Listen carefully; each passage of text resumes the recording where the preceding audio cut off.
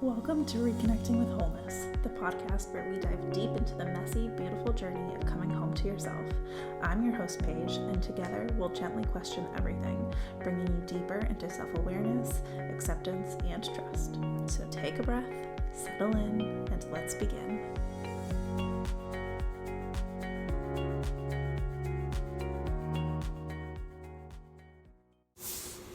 Hello, I am excited for today's episode. I think it's going to be a really good one.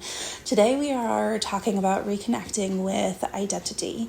And so today is hopefully going to be the last kind of brain mental type of episode that we have here, and then we can move on to the body and talk about how that all kind of integrates. But I think that today we're going to tie in some of what I've talked about in the previous episodes. So hopefully today is kind of like this really nice summarizing of the brain and how it works and how it applies to kind of everyday life, to where you potentially are now, all of those types of things. So when we think about identity, what are we talking about, right? We're talking about who are you? And I think it's fair to say that a lot of us don't really know how to answer that question. And I say that because we can go into our names, we can go into genders, ethnicities, we can talk about all sorts of things, we can talk about what we do, and those are all pieces. They're pieces, and they are things that we have to deal with. And at the same time, those things, at least in my opinion, aren't really the whole of who we are. And I don't know that I have that answer fully available for you guys to say this is what I believe. But for example, I believe that we are a soul with a body, not a body with a soul, right? And so to me, I say, okay, well, when you take away the body, when you don't talk about characteristics of the body, then what is that soul essence that is you? And again, I'm going to answer this question slightly different maybe than somebody who believes that we are a body with a soul, right? So all of our beliefs also go into how we answer that question of what is my identity? So one of the things that I want to do is I want to invite you guys. I know maybe a couple weeks ago, I had mentioned our thoughts can be a framework for our beliefs, right? And so just take a second and think about what are those I am statements that you make. And I'll throw out a couple. Some of them may be, I am my job. I am a writer. I am a carpenter.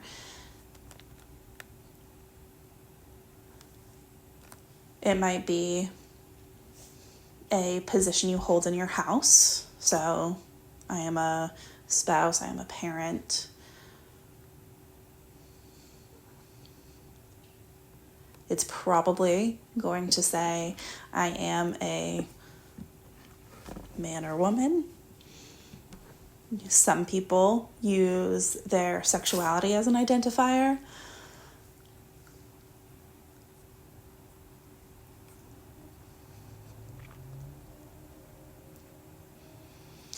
And then even kind of going steps further, right?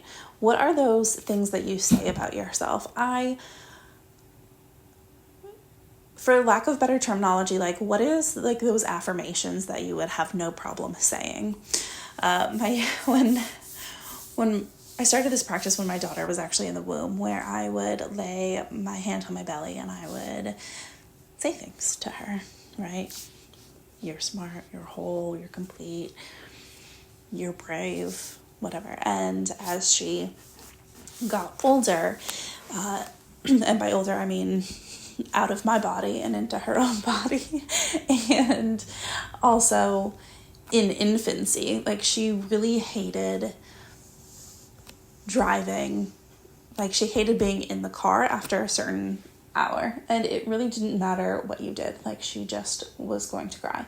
And so in some of those moments, I would take that opportunity to once again say, okay, you are expressive. Expressive was a big one because it helps kind of calm my nervous system, and saying like she's able to express whatever it is that she wants, just because I'm not able to understand her. And so as she like really got older and was able to talk and all of that kind of stuff, we would do a routine after bath where we would do affirmations in the mirror. My husband would do it with her. I would do it with her. Sometimes it varied. Sometimes it was the two of us who did it with her. And okay, you are smart. I am brave, right? And really teaching that kind of like I am language. This is what I'm going to say a lot of affirmations are based off of, even though there are some that maybe don't start with I am, right? And now she'll ask for that, right? She'll ask and she'll say, Mommy, I want to do I am brave in the mirror. And that's usually the one that she goes with. She starts with I am brave, and she has like 5 or 6 that she does. And I say this because she's only 4, which means already she's identifying with certain things, right? And so she'll say, I am brave, I am smart, I am strong, I am kind. And then she'll look at me and she'll go, what else? And so then I will throw out other things. And sometimes I'll say, I don't know, you tell me. Right? And so maybe I'll say like, okay, you're patient and you're creative and you're beautiful and you're smart. Oh, she does say smart a lot of times. So I just say that to say like, think for yourself, right? Like, what are some of those I ams that you are like, yeah, I have no problem saying this about myself. And then there are other things that we have that maybe aren't so joyous, right? That maybe I'm like, yeah, I actually don't resonate with that positive thing. I'm not patient. I am short-tempered. I am not expressive in my emotions. I'm not communicative. I'm whatever those things are too, right? Because sometimes what you feel that you are not is as much of an indicator as what you feel is easy to claim.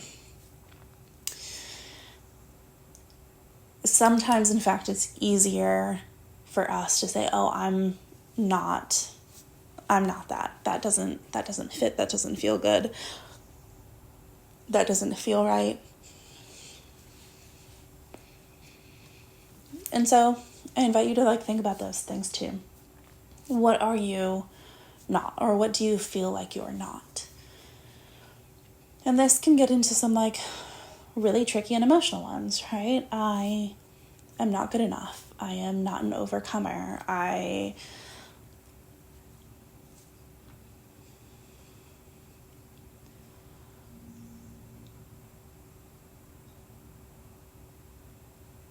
One of mine, and I don't take this as a bad thing, but I will use this as an example.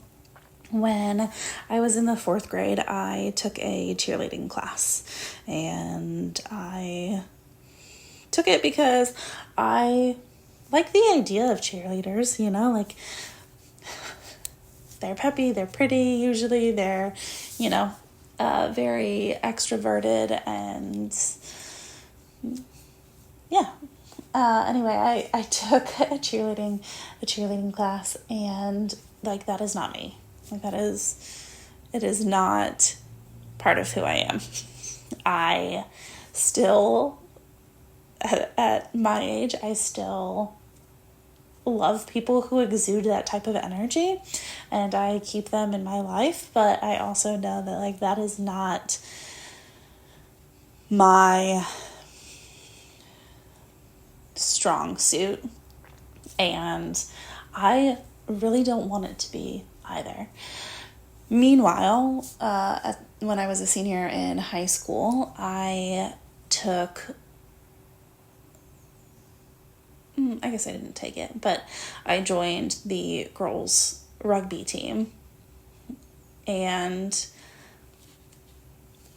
that was much more in alignment with who I was, and we can talk about like the timing of that, but even still, there's, I don't know if I want to say like more of a, I don't know that it's really like, it's more of an aggressiveness, but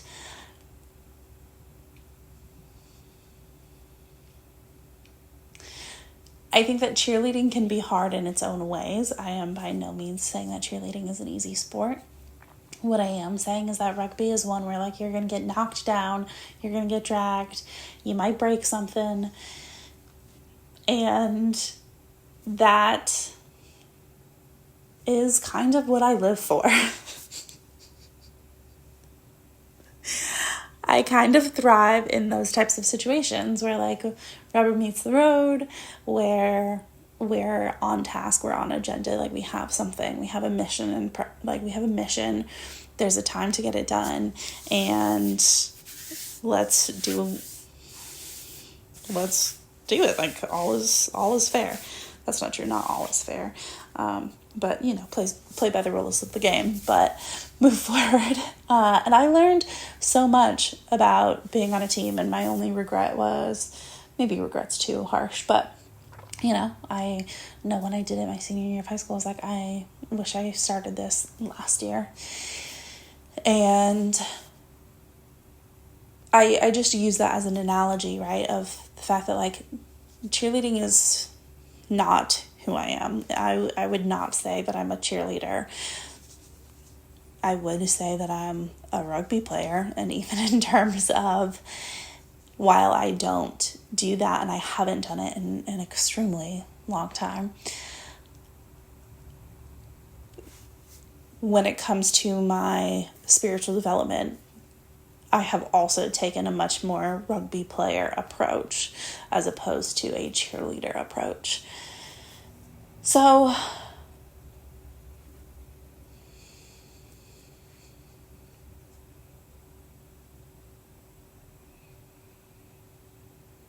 I think from here we're kind of going to move on, because if you want to like a journal about this, if you want to do this as a journaling exercise, that's great. You can, and I highly recommend that. But I want to continue on in terms of where am I going with this as an identity. So just because you have these I am or I am not identity statements that you resonate with doesn't mean, or that you have found, right? Like that doesn't mean that that's all that you are.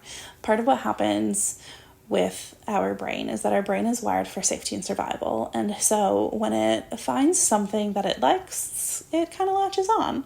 It's like, okay. And even sometimes if it finds something it doesn't like, it kind of latches on, because it creates a predictability, right? It creates actually a stability and some sort of a foundation. So even if one of those statements is I'm not good enough or I'm not worthy, then it really is a protective measure. It says, okay, well, we know that if I'm not good enough, then maybe that means I'm not going to get my hopes up, right? Maybe that means I'm not going to go too far down a road. Maybe that means I'm going to be an employee, not an entrepreneur, because I feel like I'm not good enough. And so I don't even allow myself to dream as an entrepreneur because I'm not good enough, right? That baseline identity is I'm not good enough. And our brain really kind of tries to keep us in this box because we say, okay, well, like here is safe. It might be painful, but it's safe. It's still predictable. I know what to expect. And if I move forward in every relationship saying I'm not good enough, then I know what to expect.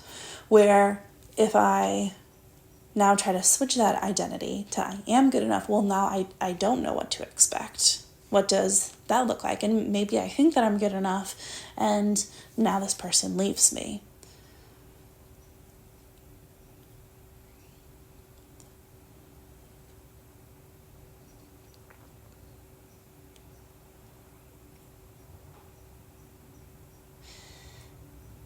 our identity, fortunately or unfortunately, is shaped over time, and we can rewrite those stories, right? To say, I am worthy of love, and I am worthy of this, and I am good enough, and I'm going to relinquish this old identity.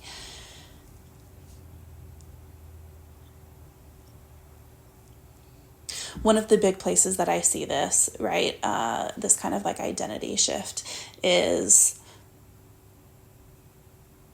people who have endured some sort of like abuse or assault, is this identity shift, right? From like, I am a victim to I am a survivor.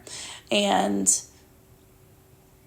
that may feel like a really, hopefully it doesn't feel like a small, but it may feel like it's a small shift because it's just, logically, it's just one word, right? But there's such a huge difference between those two words that somebody who has endured some sort of heavy trauma perpetrated by somebody else can move out of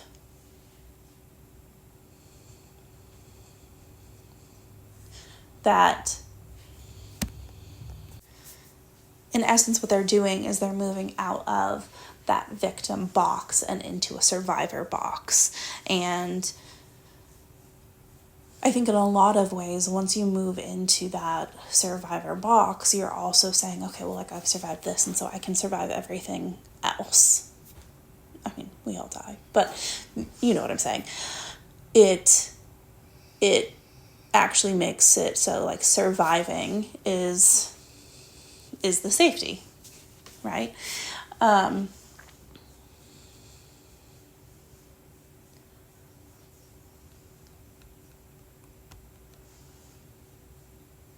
One of the other big places that we see like identity shifts, I'm going to say, is from like a single person to a married person. And it doesn't mean that every married person doesn't act single, right? But that, I'm going to say, just as a sweeping generalization, that people, when they get married, move from, okay, I'm myself, to I am somebody's partner. Another place that we see this identity shift is parenthood, right? When we become a parent to somebody, whether that's through birth or adoption,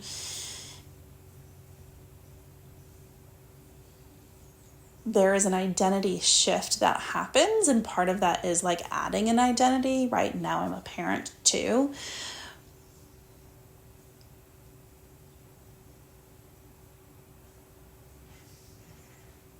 And it kind of like creates this new box.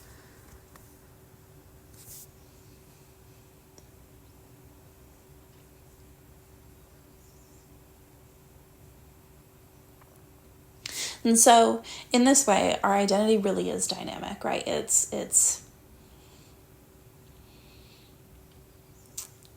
shifting and growing and releasing.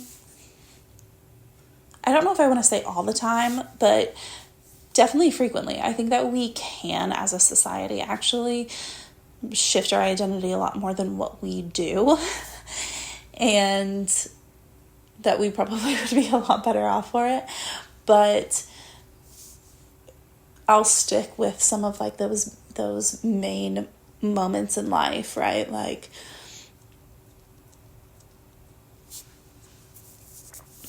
marriage, children, graduating college, death, whether that's of really anybody.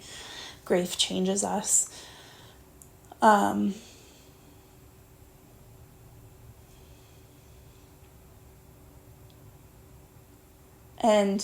I think in a lot of ways, grief can be a tricky one because it's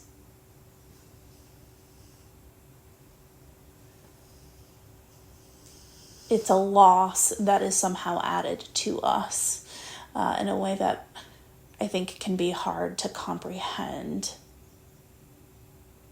as opposed to like a college degree or a marriage that is something in theory that's just added to us.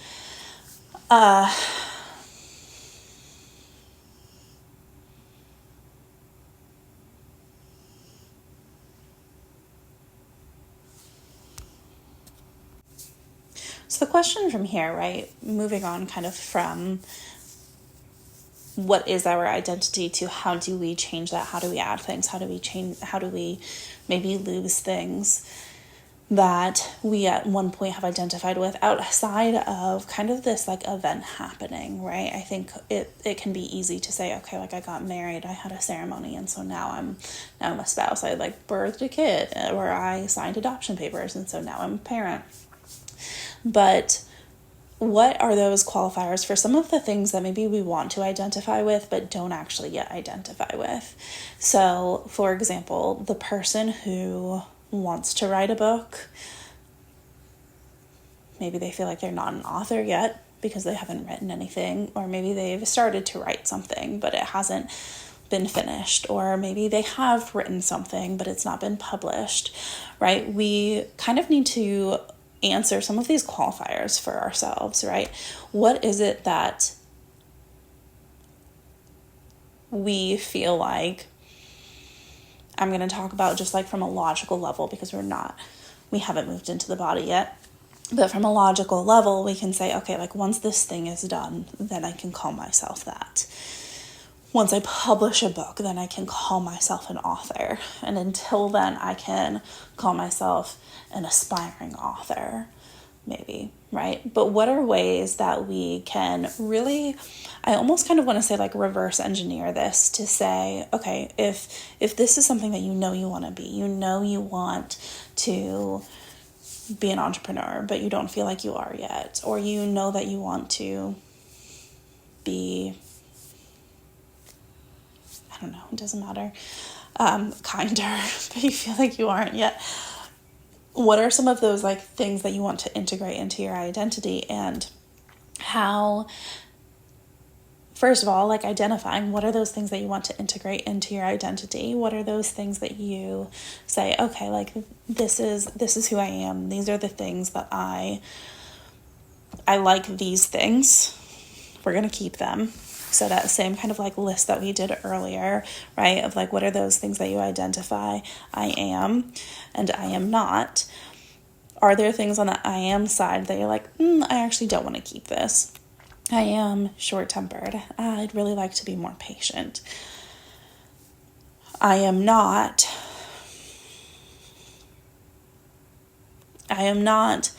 good enough, but I'd really like to be. Right? So what is that qualifier for good enough? What is that qualifier for patient? And I say that because your brain is going to need some sort of goalpost. The trap here that your brain might lay out for you is, does that goalpost move? I see this with a few different things, but money is probably one of the easiest places to see it, right? Oh, well, like when I make X amount of money, like that's good enough. That's enough. And then you start to make that amount of money, and then it's like, oh no, actually it's not good enough. Once I make this amount of money, then it'll be good enough. We want to avoid that. We want, in some ways, I would say like just what is your original, like what is your furthest good enough, and count that, right? So in my example of like the author, right? Okay, well, like the furthest example is like once you publish a book, it doesn't matter if it's self-published, unless you want that to be a qualifier. Well, once a publishing agency picks me up, and once I get paid for it, right? I almost kind of want to challenge you guys to like go as far out as you can. Okay, so you publish the book. Okay, well, now because I self-published, that doesn't count. So, okay, like then I have to have like a publishing agency pick me up, and then I can call myself an author. oh no, I really need to actually, like, I need to earn money off of it. And so, like, once I make a sale of my book, okay, well then that only actually, like, gave me $3. And so, like, that doesn't make me feel like I'm an author either. And so, like, once I make $1,000 as a published writer, then I'll call myself an author, right? I don't care how far you go with this. Go as far as you want. And to see kind of how ridiculous your brain gets, and start realizing that in some ways it is never enough.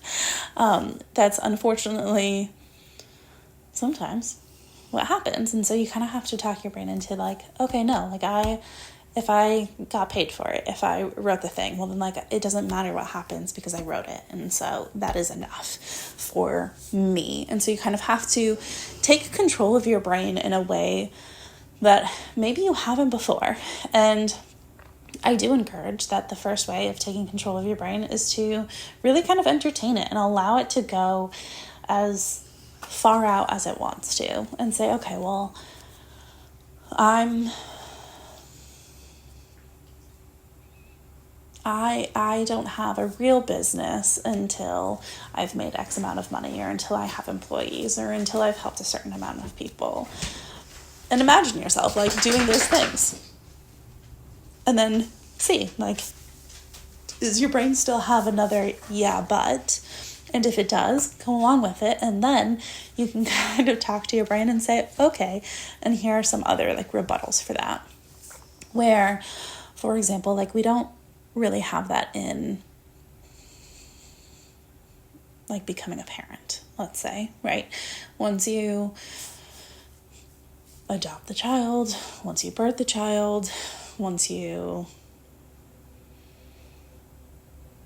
I don't know of other ways of accessing children. I'm not going to advocate for kidnapping, so please don't do that. But I was thinking about, like, step parents, and I don't really know the qualifier there either. But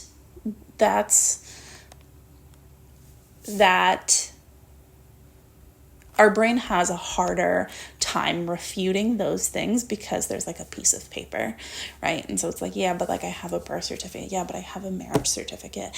Yeah, but I have a divorce decree. Yeah, but, and so here's the proof for the brain, right? And so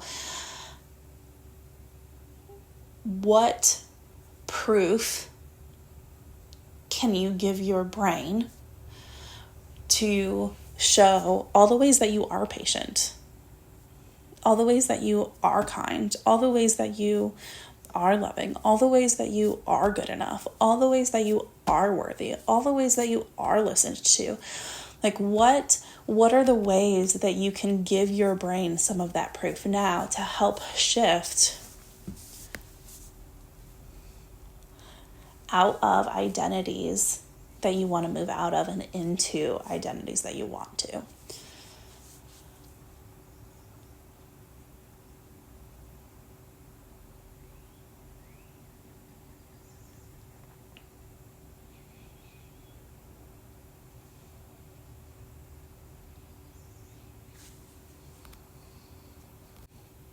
I almost want to add a third category here because I think it's important. I think when we talk about identity, there's kind of this, like, who am I right now?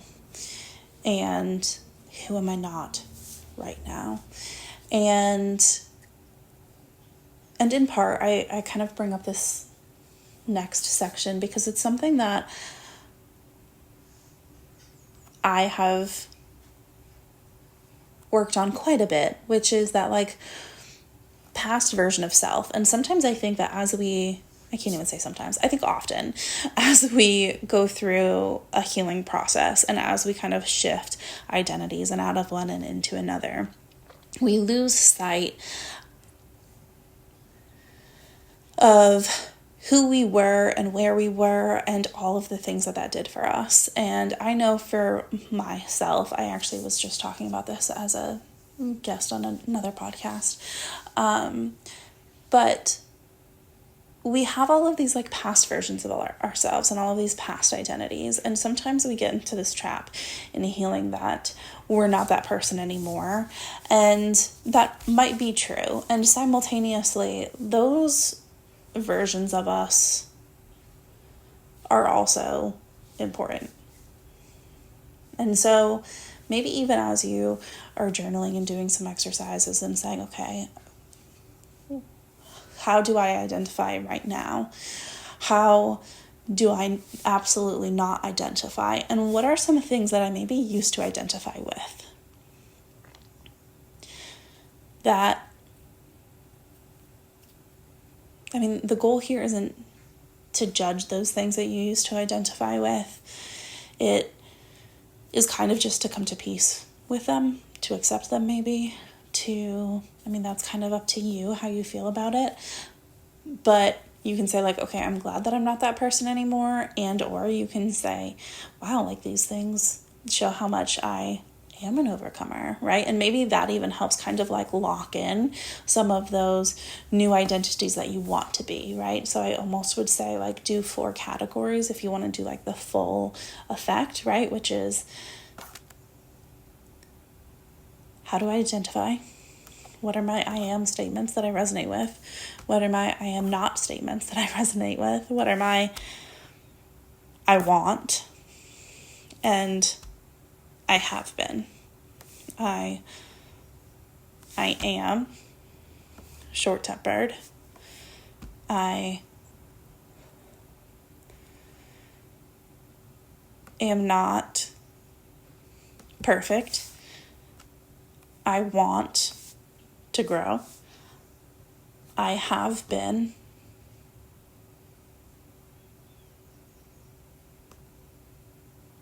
mean. I don't know. It doesn't matter. There's not a right or wrong way. I have been poor. I have been religious. I have been fill in the blank.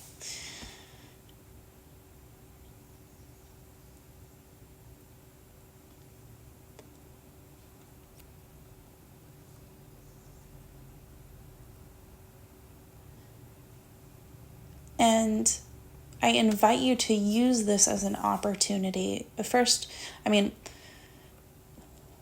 case you guys haven't picked up by now, the way that I practice is really awareness, acceptance, and then do the damn thing. I don't know if it still says it on my website. I think it might. But I said, for the longest time, maybe still currently, awareness, acceptance, empowerment. And I stand by that. It's 3 steps, right? And it's easy said, harder done. And I know that because I live this life, right? But the first step is just where are you at? Take inventory, right? Right now in this moment, what do you identify with? What do you not identify with? What do you wish that you identified with more? And what can you say, at one point I did identify with this. And the I did identify it's not to judge. It is simply a gauge, right? If we think of these as a spectrum, it really allows for the spectrum, right? It can show the places of growth that you've had. And maybe sometimes that's what our brain needs in order to do more growing, is to say, yeah, I've already come really far. I'm not as patient as I want to be, but I'm a whole lot more patient than I used to be. Or maybe I'm not, but I am a lot more peaceful about it. Now, when I get frustrated, I apologize. Now, when I say harsh things, I stop myself.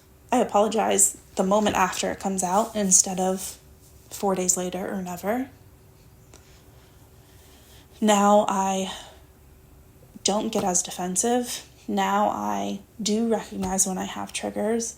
Now whatever. My list can go on and on.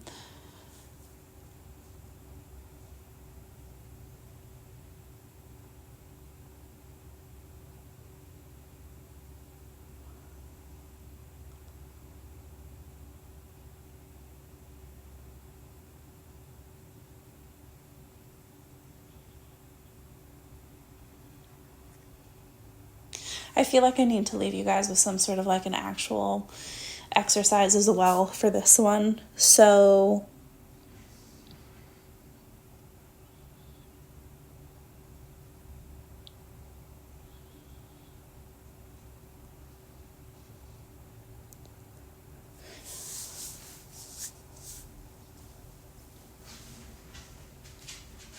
So what I think I want to leave us with for an exercise, aside from like the journaling of just like those 4 different identity categories, right? What am I not? What am I? What do I want to be more of?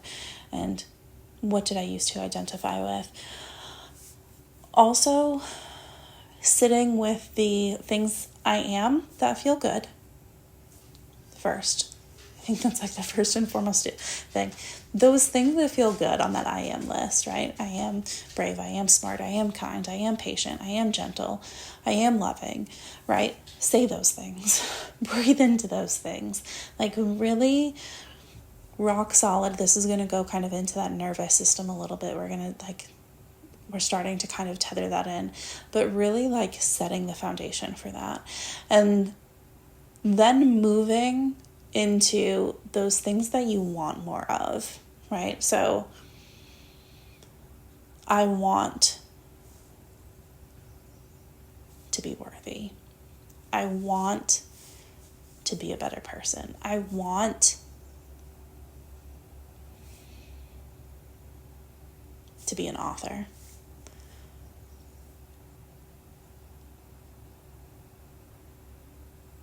I want to be an entrepreneur. I want to be open-minded. I want to be fill in the blank.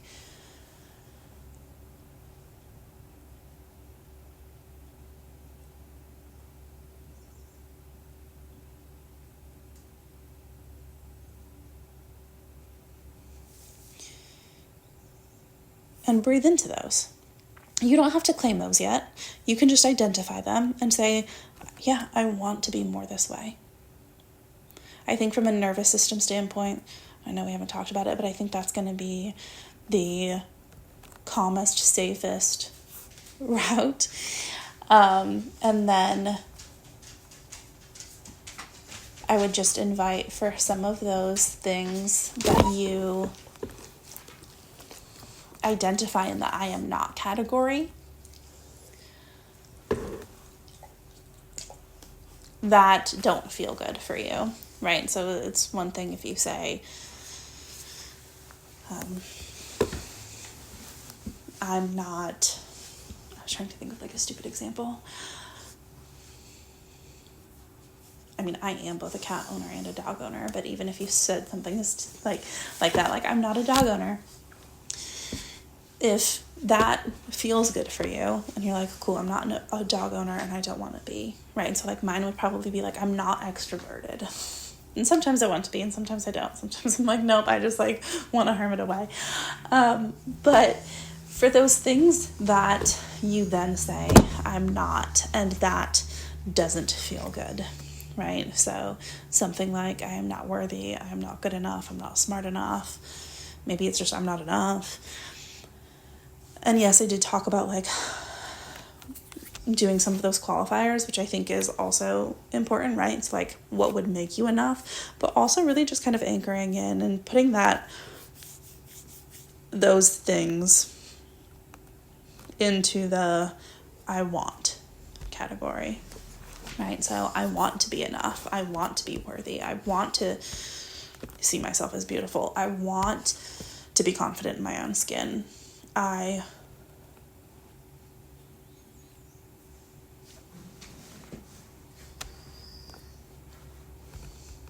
drew a blank. Hopefully you guys filled it. But just allow that to be enough. Allow that to be enough today. Allow it to be enough to make your identity list and to just breathe in to the things that you are that feel good, the things that you are not that feel good, and the things that you want to be. You don't have to start claiming those things yet. You can just say, yeah, I want to be more patient. And if you get to the place where it feels good, then you can move into, I am more patient. Or even better yet, I'm trying to be more patient, right? We can do a lot of things to get the brain on board.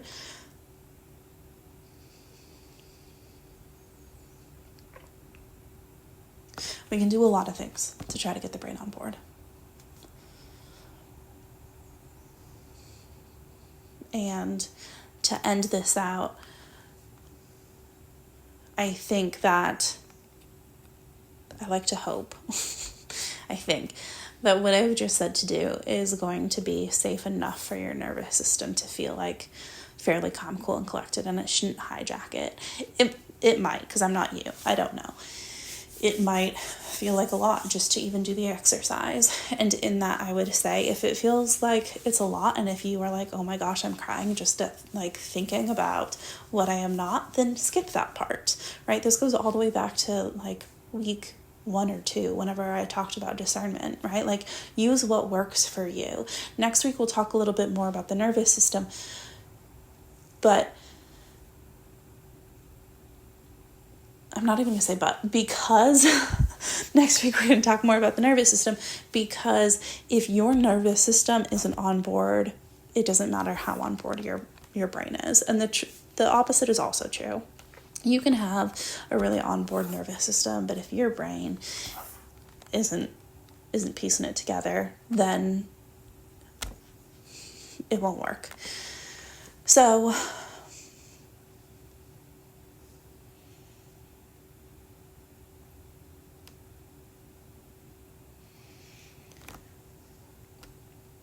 for whatever you can get done, allow it to be enough.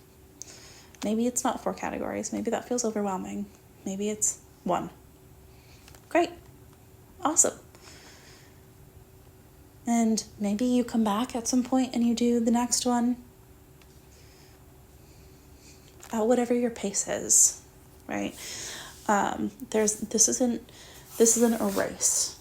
This is just simply getting to know yourself better and reconnecting and looking at some of those identities and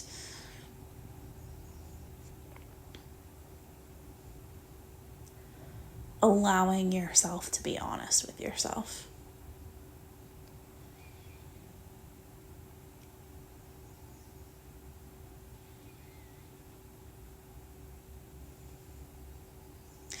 And with that, I feel complete with today's episode.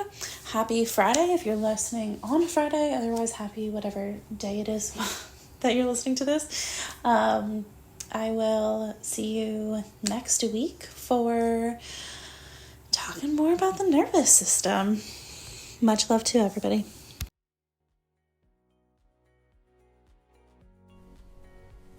Thanks for joining me today on Reconnecting with Wholeness. I invite you to take what resonated and explore how it shows up in your own life. Keep in mind, even the smallest shifts can spark transformation. If today's episode felt valuable for you, I'd love to hear your thoughts. Share it, leave a review, or connect with me on social media. Until next time, keep exploring, keep feeling, and keep reconnecting with the wholeness that's already within you. Take care, and I'll see you in the next episode.